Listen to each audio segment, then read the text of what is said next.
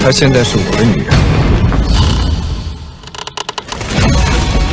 情是世上最毒的东西。你真的不记得我了吗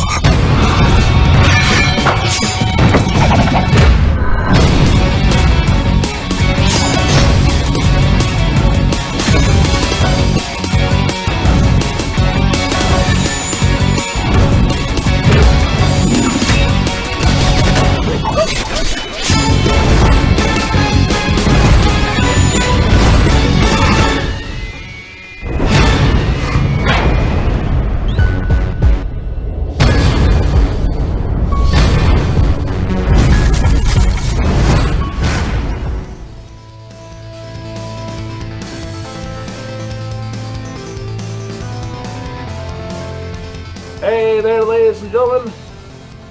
We'll have to call this either Chop-Socky Anime or 8-Star Cinemas, your choice. So, I don't really care. yes, once again, the hosts of 8-Star Anime and Chop-Socky Cinema have come together to watch another, I wanted to say a great classic, but It's still a good movie. it's a good movie. But ladies and gentlemen, The ending is kind of... fair enough. Ladies and gentlemen, for Chop-Socky Cinemas, William Harrison, I'm 8-Star Chris Brown, and we just got done watching The White-Haired Witch, a Well Go USA entertainment film. To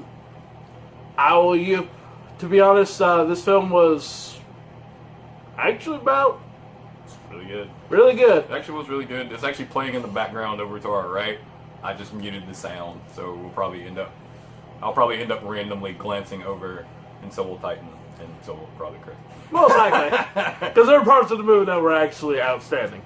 Like the opening scene. I think I understand the opening scene a little lot more now. I think it was more like which is what's playing through our right now. It was kind of like I think it was more like a premonition of her getting the white hair. Yes. Now that I think about it, Makes sense. So, to be honest, this film has a storyline very similar to a Romeo and Juliet scenario. Basically, we have our empire who is pretty much running, kind of amok for once. They're kind of being tyrannical, and we have a rebel army who's the Jin army would do that. Yep. And we have a rebel army who's secretly hiding amongst, refugees and whatnot, trying to fight back and claim back, kind of their way of life to a degree. Stealing back food, fighting good fight, all that jazz. Putting all that together, our main character, Yi Hong, is been training his life, becoming a new head of the what was it, Wudong. the Wudong clan, and has decided to make his way to the Empire to pay respects as the new head. Treachery comes afoot when a leader of sorts of the rebel army, who is named Jade at this point, or no, excuse me, she was nameless at this point. Yeah, she's nameless. Her nickname was Jade. And she goes in to kind of give the army kind of a run through by giving them warnings. No real deaths, just kind of warning shots. However, our main villain of the story, who I can't remember his name, saved my life. I can't really. Yeah, no, can I? He really wasn't that great of a bad guy. He was kind of meh. But he takes advantage of the chaos. Basically, the chaos turmoil going on during the introductory war fight scene. Yeah, there's an introductory kind of fun fight scene in the middle. It's like a. I guess that's them trying to. It's on right now. It's on right now. And it's a fun game that gets played at the beginning where you have to capture your opponent's feathers or knock them off the platform. It's actually really cool, really fun, and it sets up some foreshadowing that will happen later on. So, with that being said, when down the road when Jade and Yi-Hong finally really meet each other and get to know each other, they kind of fall in love. Two people on opposing sides. Which is kind of oddly almost the A plot of this movie more than anything else.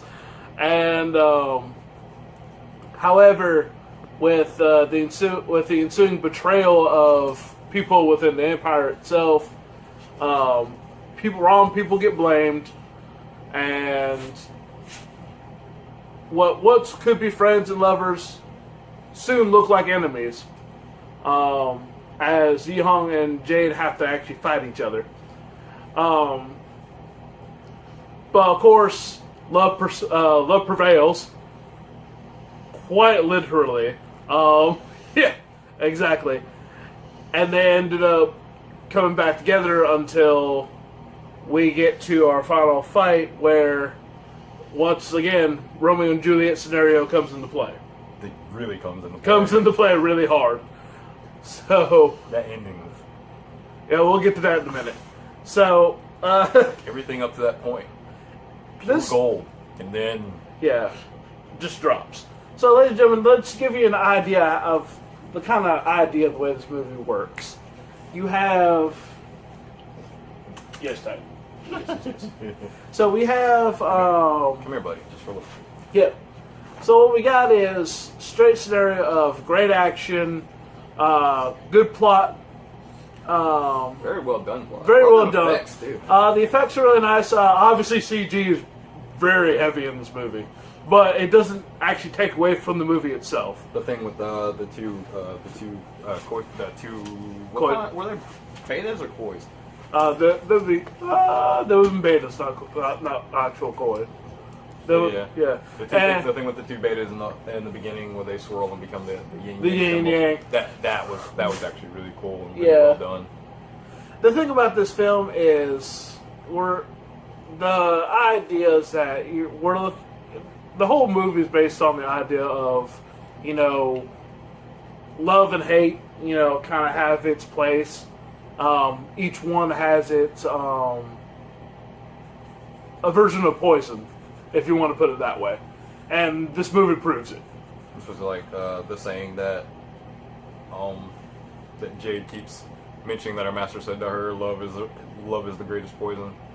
And then Yi-Hong also retorts with saying, well, hatred also is poison. Which, a yin and yang effect would take place at that point, where you realize they're one and the same for all intents and purposes. Now, granted, if I had to pick a good favorite moment from this film, to be honest, the absolute favorite part would be the fact that Yi-Hong, I mentioned this the entire time I was watching, is the most creative and he is the best playboy I've ever seen in a movie. And it's like not even trying to. I was like, the man does work. Few words, a little bit of play here, hand here, kiss here, bam, got it. I was like, what? I was like, how? Just walks in the room and then someone's like, why are all the women in the room getting naked? I don't get it. What's going on there? Not right. And what about you, man? I mean, I like the fight scenes. The fight scenes are really well done. I do. I really like the opening fight scene where actually, they both the fight meet, scene that's actually I like is probably the one that's about to happen here in a second. Yeah, the one where the Jade, the introductory fight between Jade and Yi-Hong before they truly get to know each other. Because there's a scroll that's written on a wall in a cave, and he's not supposed to look at it because it's actually something that's dangerous that gives power but removes memory. And she was, because that's the reason why she kept trying to she keeps trying to get him to not read it because he wants to read it, and she knows what it can and cannot do. And so this whole fight scene, which ends up being more playful and flirtatious through the entire thing. Yep. And I enjoyed it a lot because it's that one moment where you knew, well, this is where the love scene comes in. Like you knew it was happening. And I know those are contacts that make her eyes like glow the way they are. Yeah. That make her green, make them green. But like the when she at a certain point in the story where something happens, her eyes like turn blue, and they actually look really good. Oh yeah. So. And The scene where she gets her my favorite, like as far as favorite fight scene goes, this one is really good. But one of my favorite like just story content scenes is the quote unquote reveal of his plan scene. Yeah. When he's embarked on this plan to get revenge for the death of his grandfather. Mm-hmm. And it involves marrying a woman that is not her. And he ends up telling what's going on and everything. And also, I'm butchering this. No, you're good. You pretty much got it. Yeah, well, I'm trying to make sure he's not, Tyson's not being... He's fine. That's why I'm letting you talk. He's fine. Alright. Okay. Go ahead. So basically what happens in this scene is the woman that he marries just to get close enough to get revenge for his grandfather finds out. She doesn't know until after the scene is pretty much over and done with, and he leaves with Jade, he is now renamed Leon Nishong. Leon Nishong, and you can tell at this point she's like so in love with him. You can tell at the point where he's leaving to go find out who really killed his grandfather, that she was like, she really doesn't want him to go, but she understands, but she really, really doesn't want him to go. And that whole scene is just kind of like, you really can't take your eyes off of it for a minute. And then when she shows back up to confront him and her about what's going on, and there's this slight altercation where you think she's about to whoop the other woman's ass. And it's just like, no, it doesn't happen, and she just confronts him, and it leads into her actually, because up until now she's had like raven hair with like a purple tint to it, and then she suddenly gets, by the end of the scene is when she goes through like the traumatic thing that causes her to have the white hair. So that scene at the beginning, she doesn't have white hair then, but to me it's like a premonition of her getting the white hair. Yeah. And now we talk about this film being really, really good. However, I'm sure you heard us gripe here earlier at the beginning of this episode. A little bit. Because though the movie itself throughout it was well done, well planned, well shot, I thought it was great. The acting was not bad. The CG was great. You have a problem with execution of the climax. Because we get to our true final... Everybody. Yeah, I know, right? We get to our true final fight scene, and not a whole lot of action. We get Jade, the White Witch, obviously the white-haired witch, and fighting our main villain, which was cool and all. But like, we're expecting the rebel army to come in and kick, the Emperor's men to bits, and to find out that they just kind of show up and go, you're killing innocents, you need to leave. Oh, okay. And that's the end of that. I went, oh, well. Yeah, that was kind of anticlimactic. It was a little anticlimactic. I was expecting a little resistance, but I understand why they did it, because, the guy who they're following isn't really... Hey, Titan, hold on. I'm here. Isn't really their actual true leader. The Emperor is. Who, at this point, is a little, 8-year-old kid who likes wood carving. So, apparently it's really good, but he's just like, yeah, it's okay. And yeah, I'm it's like, alright. Jesus? Really, dude? But beyond that, it's, the part that got me was, we get to our final fight where it looks like Nishong has finally regained her memories, and after defeating our bad guy, as he falls off the cliff, she falls off too. And I'm thinking to myself, like, okay, wait, why are we When did we go from climatic fight to Whatever that was. whatever that was? And the reason why I'm not actually explaining it is because we want you to watch it for yourself. Ow. And you'll understand why we're like, this movie was easily 99.9% done correctly. That 0.9%, however. But yeah, that's what 1%. However, it's just. Ah. I'm like, oh man, I'm loving this movie. This movie's what the hell kind of ending is that? It's like the. Okay, whatever. Yep, well, we'll leave it. We'll leave it. I mean, it's still good. That was still good. When he leaps off, I'm recommend when he leaps off the clip, just stop watching. Stop watching at that point. Or fast forward through the credits. Or fast forward to the credits and into the final scene. Final that's, scene. That's after the credits. Which that scene was actually that's good. actually some feel good stuff right there. Yes. But beyond that, you know, hey, I guess if I have to give it my rating for the aesthetics, the tangibles, in terms of 8 stars rating system, I would have to give it a 3 stars in our tangibles, where you know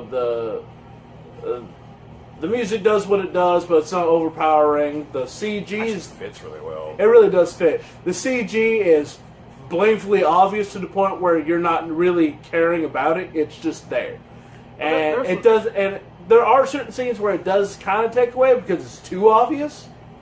Like the start of the start of the actual transitioning. Transitioning. It's kind of blatant that it's about to start, and then when because they do a front view of it, and it just looks really it weird. Looks bad in the front, but like as soon as they go to like a side 3/4 kind of view, it actually looks really well, good. So But like I said, most of it doesn't really take away from the film because all the action, a lot of the main fights are all over the top, anyways. So it's a well-go film. They're all over the top. It's just what they do. Not knocking you, well go, but it's just what you do. So, and hopefully I'm still not on your shit list. So there's that. So, ladies and gentlemen, I mean, is there anything you want to take away from this? I mean, no, I mean I do like it. As far as Chop-Socky's rating system, I would give it 4 paper cranes. I would have given it like 4.5, maybe close to 5, and then when the ending happened, it just kind of like, eh. Well, see, that's the thing. Because, It's like I said, I give it a 3 in our tangible side of things, in our audio, video, and whatnot. However, I have to kind of only give it a 2 in the respects of story and overall enjoyment. Now, it's not because I didn't. It's not because, really, buddy. It's not because I didn't. I don't think Titan agrees. I know, right? It's like, no, you must give it more stars. No, because it's not because the movie wasn't enjoyable itself. It's just that there are points and times where I think the romance is so overpowering to the rest of the film that you just kind of like. And I think it's to the point where it's almost laughable at places. And and to me, it ruined the mood of the ending scene, which is why we kind of go, what the heck happened? Granted, I could give it more, but I think 2 is a good solid, halfway down the mark. Giving it an overall 5-star out of 8. The movie is what you expect a well-go film, or most of them really to be. It's really well done. Yep. I mean, I liked it. So far, one of the best well-go released films that I've seen is The Man from Nowhere. I really do love that movie. I'll watch it whenever I can. Let's see. Still can't find a copy of it. Still can't find a copy of it? In a store. I found a copy of it one time at Walmart. Did not buy it because I had other stuff to buy that day. It came back. I'm like, no, I'll come back and get it next day. They had just taken it off the shelf. Should have gotten it when we could. Yep. Okay, so this actually was done in 2014. Yep. So it got I think it was released 2 years ago. it was only 20 released in America. Sorry. Yeah. For our consumption in 2015. 15. I want to say. Yeah, because it would have came after that. But it would have taken like some months to translate and some other stuff. But So good on Wilgo. They're actually doing a really good job of. I'm about to sound like a Wilgo fanboy here for a minute. yeah, Granted, we're not sponsored by them. No, we're not. trying to Not be by any affiliated, means. but still. But although one of the last times we reviewed something by Wilgo put a strike on it until they could watch it. So there's that part. oh wow. Well, they watched because they thought we were trying to monetize this. And then they watched it. No. We're here reviewing, giving a proper review, giving Yeah. our thoughts, letting you know, hey, your film did good, guys. Don't give us too much crap. We're here to promote you, tell people to buy your product because your product is good and worth watching. So keep up the good work, and I plan on watching more of your films. I do too. Seem to be the ones releasing the most. The most. Oh yeah, the most. So there you go, ladies and gentlemen. But still good. Ending kind of. Meh. So I don't know how many times we gotta say it, but we'll get it through your head eventually. So, ladies and gentlemen, Still watch it though. I agree. When he jumps off the cliff, when he dives off the cliff after her, stop watching right there at that one particular scene. And you're solid. Just end it right there. Yes, You won't have any questions. Nope. So, ladies and gentlemen, I'm Chris Brown. Here's William. That's Tate. We'll see you next time.